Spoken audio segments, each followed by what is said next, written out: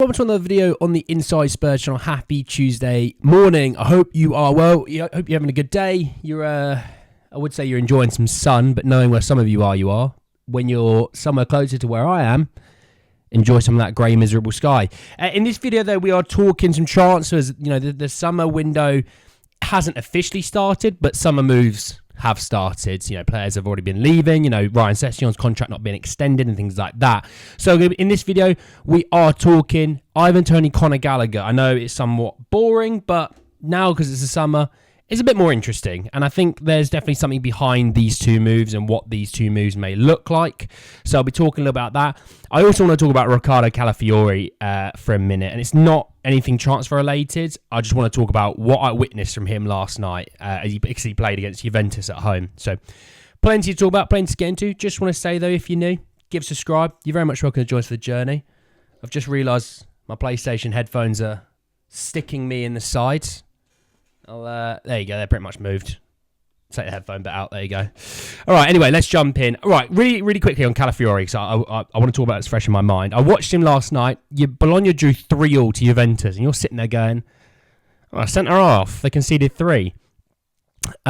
He got brought off when they were 3-0 up, and they went on to capitulate. He also scored 2, and the second goal was sublime. If you haven't seen it, please just go and watch Bologna versus Juventus highlights. Watch a minute to a minute and a half. You're going to see quite a bit of Calafiori. He was fantastic. You know, there is this report, and I had it on my phone, from Romano, who put out a tweet this morning, and it said that Riccardo Calafiori on the shortlist of several top European clubs after his excellent season at Bologna.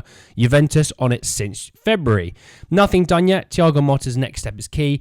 As revealed in March, FC Basel will receive around 40 to 50% of future sell over 4 million euros, which I've talked about many a times. If you've been around on this channel for long enough, you know I've talked about it. You know I've made us all aware of this probably a long time ago.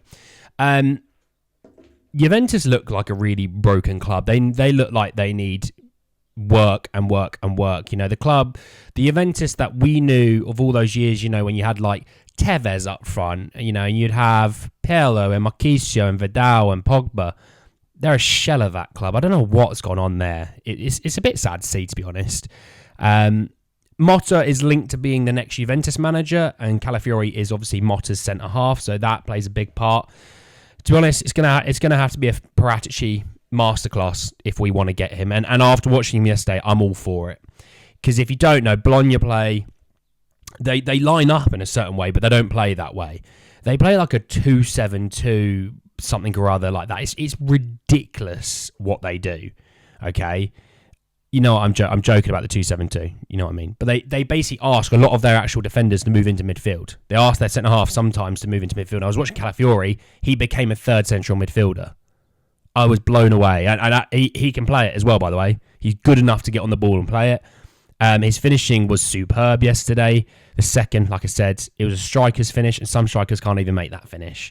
So, yeah, I'm all for that deal. I just wanted to quickly talk about it because I know you guys love talking Calafiori. And I put out tweets yesterday. I was watching the game. I put out a couple of tweets yesterday saying Spurs have got to be on this. They have to be on this because this is a guy who is absolutely a bona fide player, an absolute talent. So I hope we are on it. And also, yeah, if you do want to follow me on Twitter and things like that, it's in the description down below of this video. All right, like in all the videos, they're always there. Anyway, let's talk these reports. And so it came from ESPN from James Ollie, who said that Ange Postecoglou's demanded that Spurs sign at least 3 new players in the summer transfer window. I think at least 3. That should be a minimum. And that's like if the whole world imploded, there should still be 3. We should be looking at 5, maybe even 6, in my opinion. And he said that Ange Postecoglou demanded 3 new signings this summer transfer window. Sources claim Ange Postecoglou is realistic about how much change he can achieve in one window. Good. We can't do everything.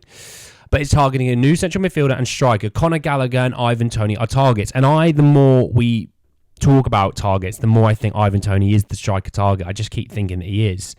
I mean, he's not scoring 12, which does make me a bit worried. And that'll make Polly worried because Polly loves Dominic Solanke. Whose stats are a lot better than Ivan Toney's this year, I will say that. Weird that Ivan Toney may go off to the Euros and Dominic Solanke doesn't even get a sniff. That is a bit odd.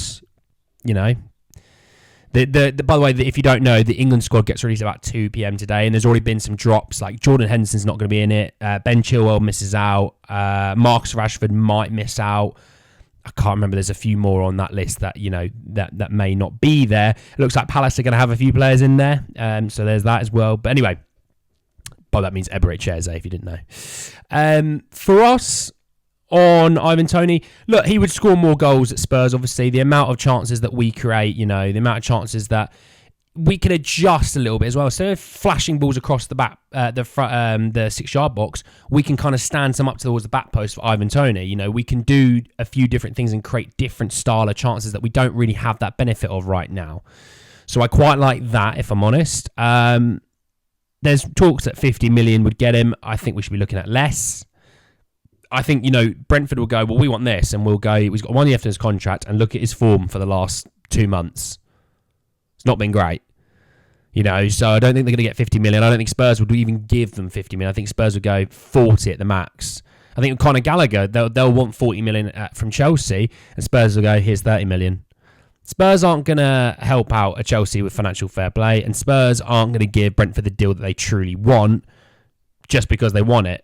The player hasn't had that good a season. Now, that could be due to the fact that, he's missed time and everything, and he only came back halfway through the season.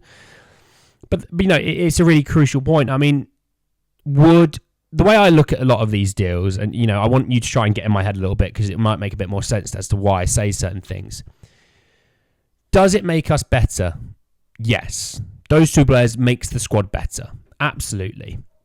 Does it make us substantially better? That's the key question I always look at. Because when we look at, we talked about Hudson-Odoi yesterday. Does it make the squad better? Yes, I'd say so. Does it make us significantly better? No. The thing is that Spurs fans, you listening, me as well, we do kind of need to sit here and reflect and realise just because you want to sell these 20 players doesn't mean we're going to sell 20 players. It's just not physically possible then to replace them with another 15. That's not how it works in the football. So you've got to work out, okay, we've got some, like for Charlison, for example, a guy who has, he has benefit to the squad if we kept him, right? If Spurs get a really great offer, then yes, Spurs might consider selling him. They'd have to replace him. You need to make sure that you're getting an upgrade. Don't just replace him with any old striker. You're not going to get me to go sit on the bench for Spurs. You're going to get a guy who you think suits Ange's system, who can, play really well, is going to be here long term, and who can score goals. And he can stay fit, hopefully. If not, there's no point selling him. It's like Basuma. Yes, we've got some midfielders. Yes, we need to work on this midfield. But if we sold him, we have to find a replacement. If we can't find a replacement, there's no point selling him. I've been on this side of the fence for a little while. We sold Davinson Sanchez after the window shut. We then played a back four of fullbacks for a little while. Had we played Davinson Sanchez, we probably would have been a bit better, if I'm honest. He should have been sold, but he should have been sold way earlier in the window so we could have replaced him. We never replaced him. We were then down centre-backs and we played full-backs. So, that's my key thing on all this. We'll sell players that are not here long-term. We'll sell players that, are not going to be in the first-team squad. That would be about sort of 12 players. It's not going to make a huge dent on the squad. I think you look at the first teamers in the squad, you think, well, Cess was here, Brian Hill, Pierre-Emile Højbjerg, Emerson, Gio, that's 5. You need to replace them. And that's why I say 5 to 6 players this summer is realistic, and it should be realistic. It shouldn't be one of those where we come out of the summer selling off 8 players and buying 4, because I actually think that's a bad summer. You should be able to sell 10 to 12 players easily. You should be able to bring in 5 to 6 players with some relative ease. You've got months to do this. You've also got the fact that clubs are going to be more willing to sell players because it's not a January transfer window. In January, it's harder to replace. Therefore, they want to hold on. They've got time to replace, but that's why you have to act quickly and efficiently. So all while we are now in Australia, we're in Melbourne, I believe we are, it's not a holiday for the higher-ups. This is a time where you go, yeah, we'll come out with you. We're going to, sign some autographs. We're going to talk some press, blah, blah, blah, blah, blah. We're looking at transfers now. These youngsters, we're looking at them now. Who's going to stick with us in the in the first team next year? Who do we want out on loan? Who do we want to stay in the youth system? Whatever. This shouldn't be a holiday. And, have a holiday in, February. When the seasons, the transfer windows are done. You know, you can have a week off, whatever. Don't have it in the middle of the summer where this is such a crucial period, you know. But we shall see. Anyway, guys, at the end of the video, hope you enjoy it. Drop a like on the video. If you did, hit me in the comment section down below. Your thoughts and feelings about Calafiori, what I said about him. Toney, Gallagher, all those sort of things. I want to know your thoughts and feelings about all those things. Obviously, subscribe to the channel if you're new and hit the bell notification for more. But guys, at the end of the video, I'll see you all very, very soon. Take care, guys.